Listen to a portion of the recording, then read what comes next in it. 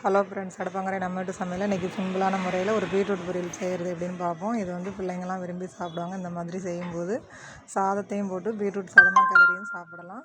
அதுக்கு ஒரு கடாய் எடுத்து வச்சு கடுகு உளுத்தம் பருப்பு, கடலைப்பருப்பு, ஜீரகம், பொடியாக கட் பண்ண வெங்காயம், ஒரு காஞ்ச மிளகா, 2 பச்சை மிளகா, கருவேப்பிலை சேர்த்து தேவையான அளவு உப்பு சேர்த்து நல்லா வதக்கி விட்டுக்கலாம். இப்போ பொடியாக துருவி வச்சுருக்கிற பீட்ரூட்டையும் சேர்த்து லைட்டாக தண்ணி தெளித்து அப்படியே அடுப்பை மீடியம் ஃப்ளேமில் வச்சு கொஞ்சம் நேரம் வேக விடலாம்.